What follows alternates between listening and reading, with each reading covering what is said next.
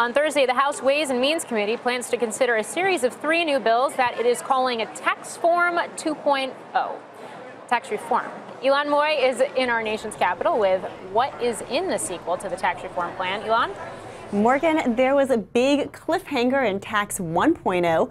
The lower rates for individuals expire in 2025, but Republicans want to change that in 2.0 by making those tax cuts permanent. It is the centerpiece of the new tax bill, but there's a reason that Congress went with just a temporary reduction in the individual rates to begin with, and that is that cutting household taxes is really, really expensive.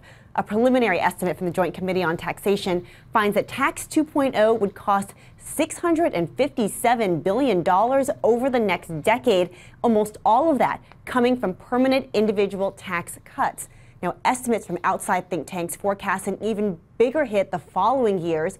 Those projections run between $3 trillion and $4 trillion, depending on which years you include. Democrats are seizing on those numbers to slam the bill. Minority Leader Nancy Pelosi saying Republicans will use the massive deficit from their tax scam to justify ransacking Medicare, Medicaid, and Social Security. But Ways and Means Chairman Kevin Brady has called the cost a, quote, modest investment in American families. And he's got the support of fiscal conservatives in the House, like the Freedom Caucus and the Republican Study Committee. Now, this bill is expected to sail out of the Ways and Means Committee on Thursday, guys. It'll head to the floor by the end of the month. Back over to you. Ylan, question here, because tax reform making these cuts permanent, I get it, you want to stoke economic growth, but it's also going to keep contributing to what's already a ballooning deficit. Has there been any talk from some of these lawmakers who are historically fiscally conservative about cutting spending in other ways?